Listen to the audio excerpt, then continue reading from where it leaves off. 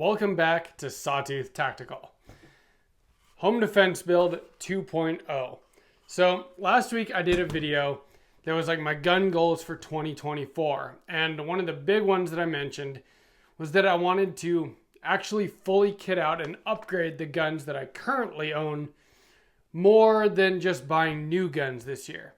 And I really thought about that a lot because I actually had someone comment about why I would put so much money and like SBR and suppress my home defense gun when if I ever had to use it in a home defense type of situation, that gun would probably get confiscated and I might not ever see it again.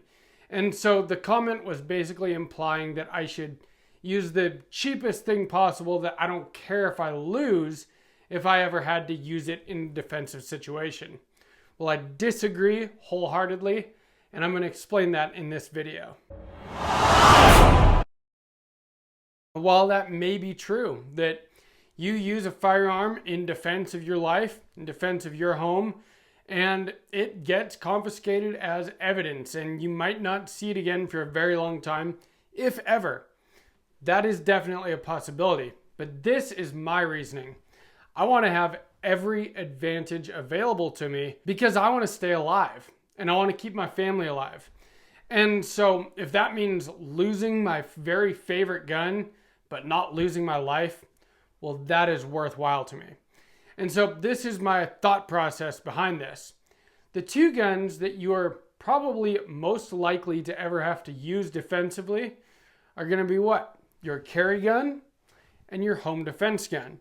As much as I'd like to think that it would be this one, my dream rifle build, this is more of like a shit hits the fan type gun. And if we ever do enter a zombie apocalypse, world ending type of situation, this is the gun that I'm going to choose.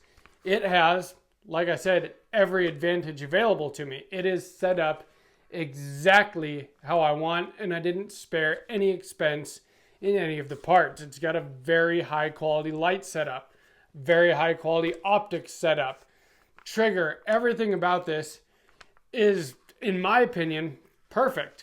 Now, your opinion might be different, but this rifle is, to me, set up perfectly.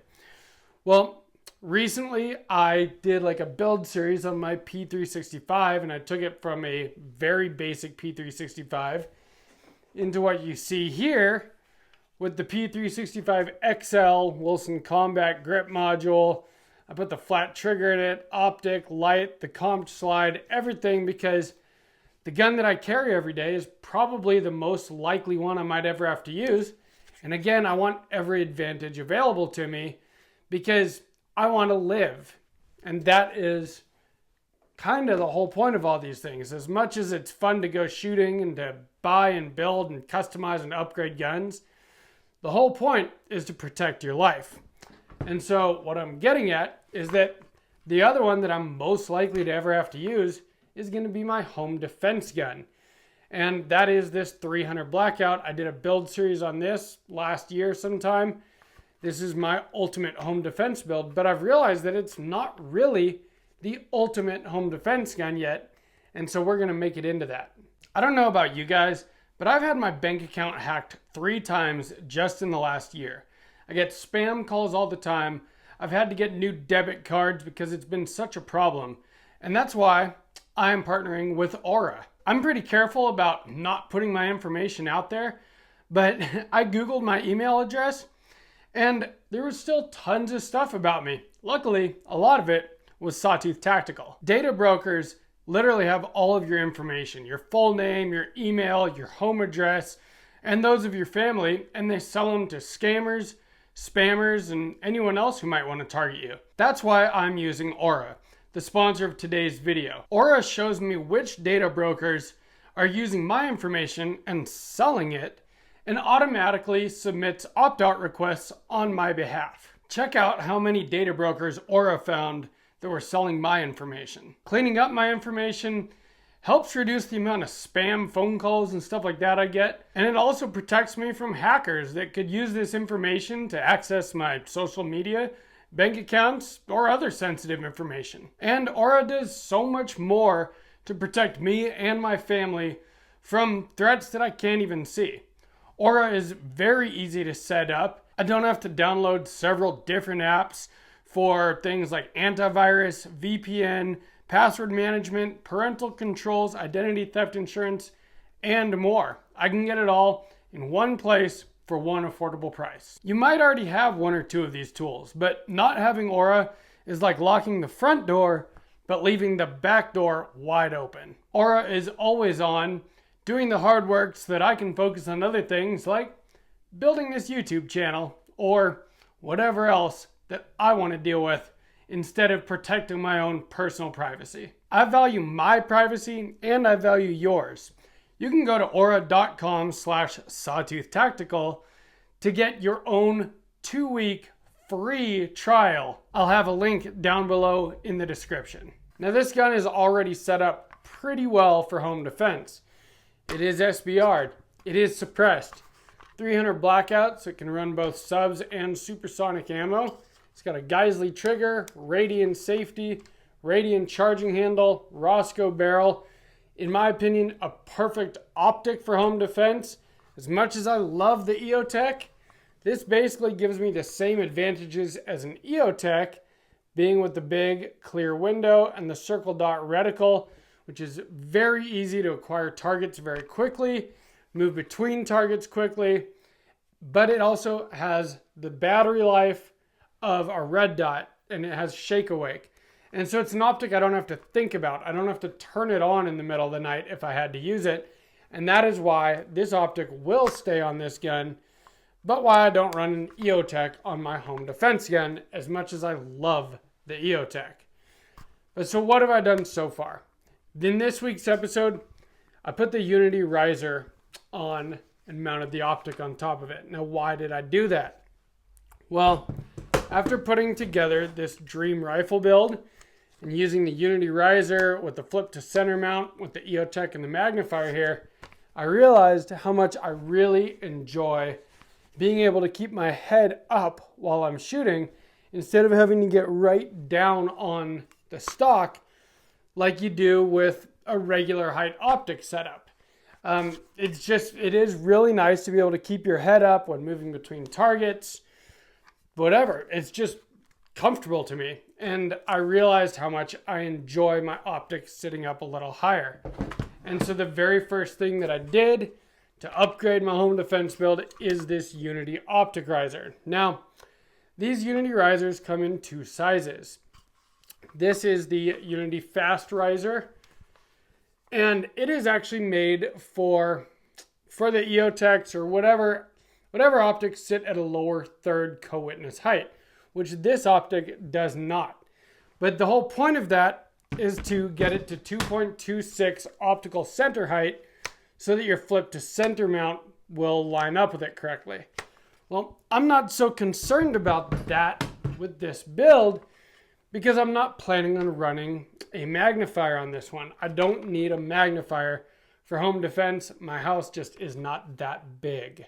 And so I use the fast riser instead of like this one. I use the absolute riser because I have the XPS series EOTech, which is an absolute co-witness height optic. And so in order to get it up to the right height for the magnifier here, I had to use a taller riser. Well, this one is the shorter riser of that Unity makes. Short being a relative term. It's not short, but it's not as tall as the one on my 14.5-inch rifle. And I think that it is the perfect height for this. When I bring this up, I get a sight alignment very, very quickly without having to get so low on the gun, but also without putting my optic just way up here in outer space. And so I did a lot of thinking about it before I ordered this, and I do believe that this is the perfect height for what I will be using this gun for. I really do recommend these Unity risers at this point. They're really, really sweet. If you haven't tried shooting with your optic at that height, try it. You might really like it. I do. Now, there are some considerations that you have to take into account if you do mount your optic at that height. You're going to have more height over bore, and at close distances, you do have to take that into consideration and realize that point of aim and point of impact are going to be separated by a couple of inches at very close distances. Now, as you get out farther, that is going to matter less and less. This rifle is not made for far distances, so that is something that I will have to think about. But that's not that big of a deal, as long as you understand how to use that correctly, how to zero it correctly. So what else am I going to do to this gun to make it actually my ultimate home defense gun and to have every advantage available to me? Well, for one thing, I'm going to change my pistol grip. And there's nothing wrong with this Magpul one. It feels pretty good. But this Dream rifle build taught me a lot about what I really like. And if I go from that gun to this just feels a lot better. This B5 Systems Type 23 grip. It's more vertical. It's got just better texture on it. And it just feels fantastic. Being that it's more vertical, it doesn't, push my wrist back and lock it out like that. And I really like that. And so that will go on that gun.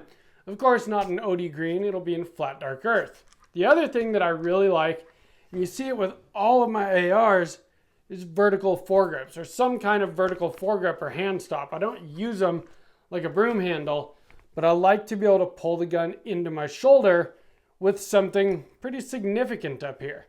And so that is also going to be going on here.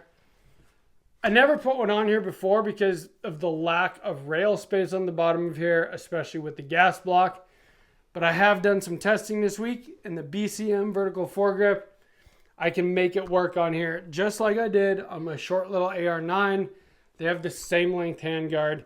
The AR9 doesn't have a gas block, making some of your M-LOK unusable though. Besides those couple of things for ergonomics, just a pistol grip that I like better, a vertical foregrip because I like to be able to hold the gun in that way into me.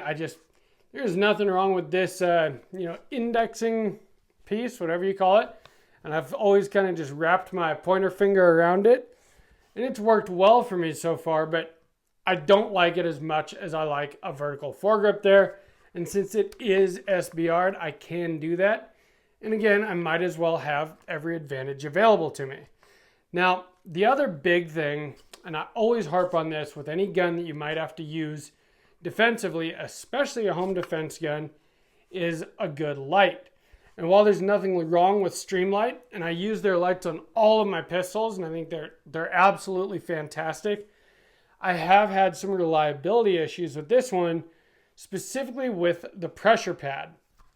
In fact, I even had to call Streamlight and have them send me another pressure pad because sometimes when I'd push it, the light wouldn't come on and I'd have to kind of twist it around back here to get it to work again. Well, even with the new one, that still happens occasionally, and that is unacceptable for a home defense gun because I can't really imagine a worse scenario than someone breaking into my home in the middle of the night, me grabbing my gun that's ready, and then my light doesn't work. The gun that you might actually have to use, you better have a reliable light on it. So I'm going to spend some money and I'm going to get a higher end light setup. Either Arasaka with the Malkoff head or a Surefire or maybe another mod light. I really, really do like mod light, but man, these lights are so expensive. With the Streamlight, and the whole reason that I got the Streamlight initially, $120 comes with everything you need. All I needed to get was this Arasaka offset mount. Well, you get like a Surefire or a mod light or something like that. The light itself is over $300. Then you need a tail cap, and then you need a switch, and then you need a mount. And by the time you're all done, you're over $500 for your light setup. And that is kind of crazy to me. But again, I'd rather be alive than not, right? That's kind of the whole point. And the AR9 needs a light, so I think the Streamlight will go on that one. And also, that way I can get one in flat dark earth, match the build, because let's face it, looking cool is also important. And in that same vein of looking cool, I do think I'll probably get an FCD EPC ejection port cover for this as well.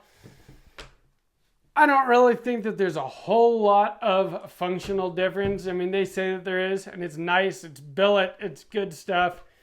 but mostly it just looks really cool. And if I'm going to upgrade everything else on this, might as well spend an extra 40, 50 bucks and put the EPC on here as well. Of course, flat dark earth also. So my ultimate home defense build will really be my ultimate home defense build soon. We'll see how soon I can get all these parts and do the rest of it. For now, we just set the optic up a little higher on the Unity fast mount.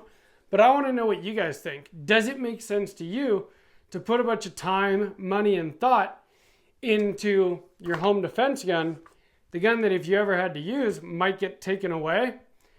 To me it does, because if it's the gun that you might ever have to use, again, I want every advantage possible, because I really don't want it to be a fair fight if someone breaks into my home. I'm a very, very peaceful person. I don't want to ever have to use a gun against another human being. But if someone is trying to break into my home, hurt me or my family, again, I want it to be as unfair as absolutely possible. And so that is my reasoning behind this. Let me know if you guys agree with me down in the comments. I love to interact with you guys. I answer every comment, and I just really appreciate you guys. Sawtooth Tactical has grown a lot in the last year, and it means a lot to me, each and every one of you that comments, that is subscribed to my channel. You guys are awesome, and I just want to let you know I appreciate you. From Sawtooth Tactical, stay strapped or get clapped.